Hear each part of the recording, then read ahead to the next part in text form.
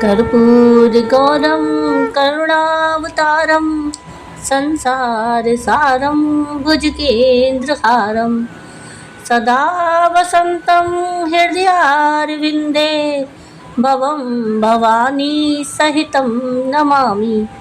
ओम नमः शिवाय। हर हर महादेव। आप सभी रसपान कर रहे हैं श्रावण मास महात्म्य की कथाओं का।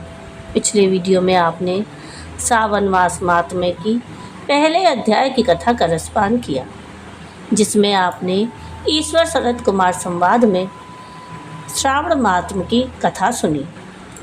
आज के इस वीडियो में हम श्रावण मास महात्म्य के दूसरे अध्याय की कथा का रसपान करेंगे। जैसा कि पहले बताया जा चुका है कि आप रोज़ सुबह के समय हमारे इस चैनल पर श्रावण मास महात्म्य की कथाओं का रसपान करेंगे।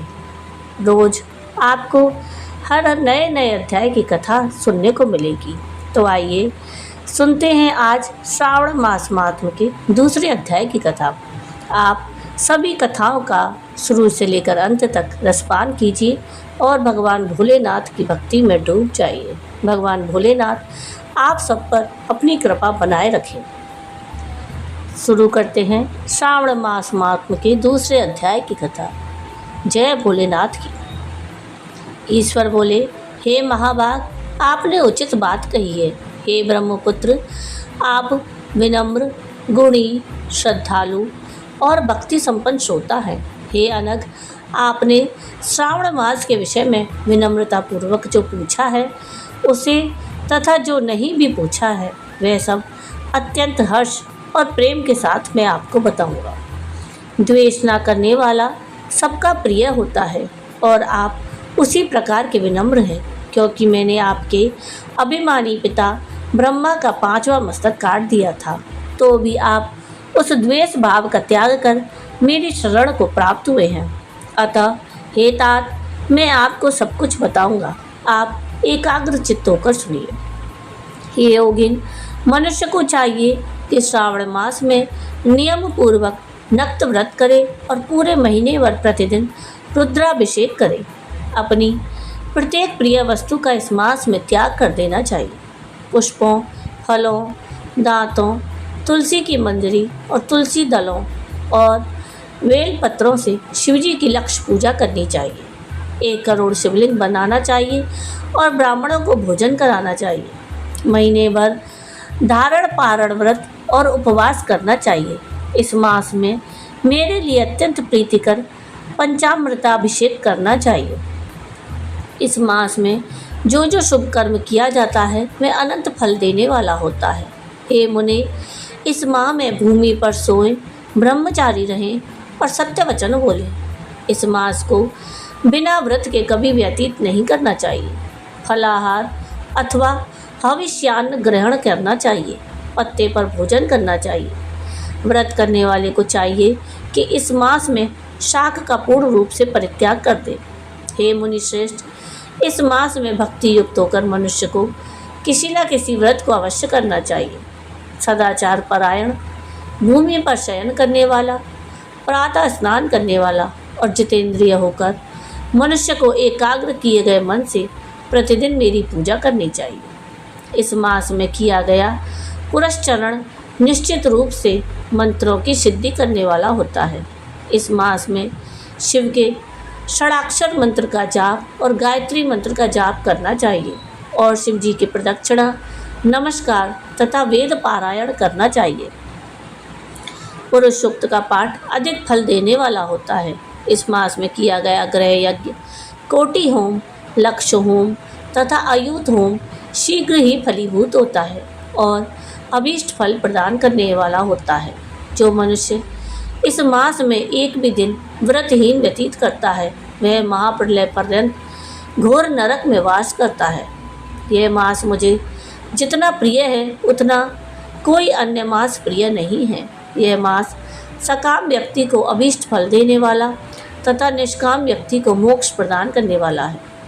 हे सत्तम, इस मास के जो व्रत और धर्म हैं उन्हें मुझसे सुनिए। रविवार को सूर्य व्रत तथा सोमवार को मेरी पूजा और नक्त भोजन करना चाहिए। श्रावण मास के पहले सोमवार से आरंभ करके 3.5 महीने का रोटक नामक व्रत किया जाता है। यह व्रत सभी वांछित फल प्रदान करने वाला है। मंगलवार को मंगल गौरी का व्रत, बुधवार और बृहस्पतिवार के दिन इन दोनों वारों का व्रत, शुक्रवार को जीवंती का व्रत और शनिवार को हनुमान और नरसिंह का व्रत करना बताया गया है। हे मुनि, अब तिथियों में किए जाने वाले व्रतों का श्रवण करें। श्रावण के शुक्ल पक्ष की द्वितीया तिथि को औदुंबर नामक व्रत होता है। श्रावण के शुक्ल पक्ष की तृतीया तिथि को गौरी व्रत होता है। इसी प्रकार शुक्ल की चतुर्थी तिथि को दूर्वा गणपति नामक व्रत किया जाता है।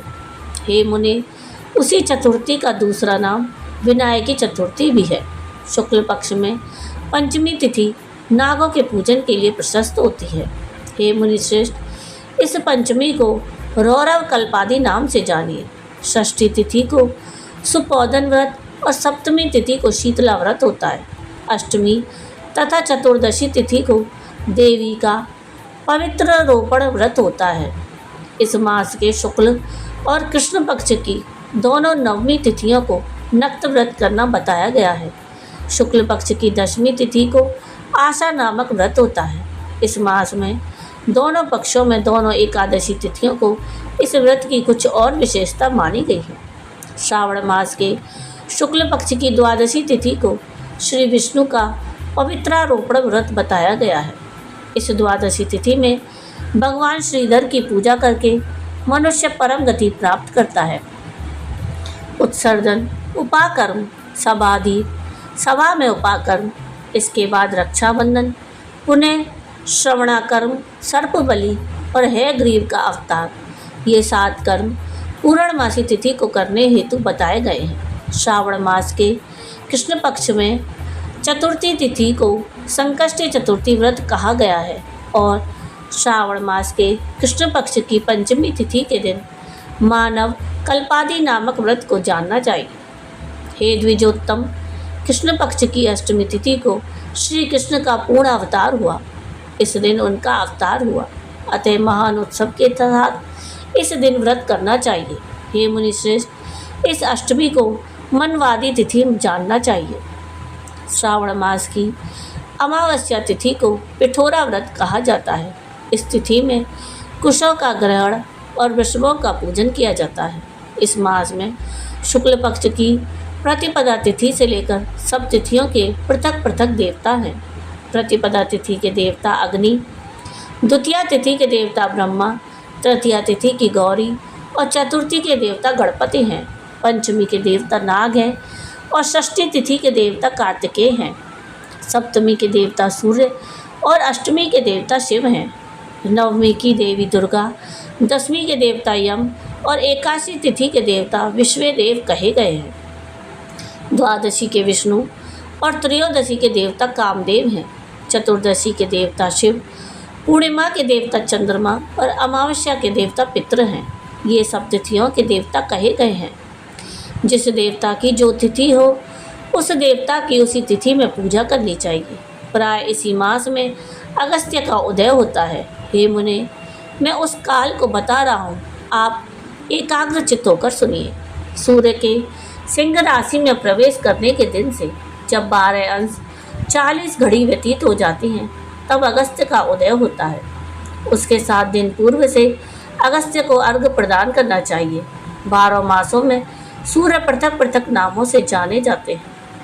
उनमें से श्रावण मास में सूर्य गभस्ती नाम वाला होकर तपता है। इस मास में मनुष्य को भक्ति संपन्न होकर सूर्य की पूजा करनी चाहिए।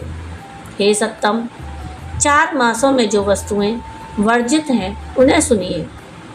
श्रावण मास में शाक तथा भाद्रपद में दही का त्याग करना चाहिए। इसी प्रकार आश्विन में दूध और कार्तिक में दाल का परित्याग कर देना चाहिए। यदि इन मासों में इन वस्तुओं का त्याग नहीं कर सके तो केवल श्रावण मास में ही उक्त वस्तुओं का त्याग करने से मानव उसी फल को प्राप्त कर लेता है। हे मानव, यह बात मैंने आपसे संक्षेप में कही है। हे मुनिश्रेष्ठ, इस मास के व्रतों और धर्मों के विस्तार को सैकड़ों वर्षों में भी कोई नहीं कह सकता।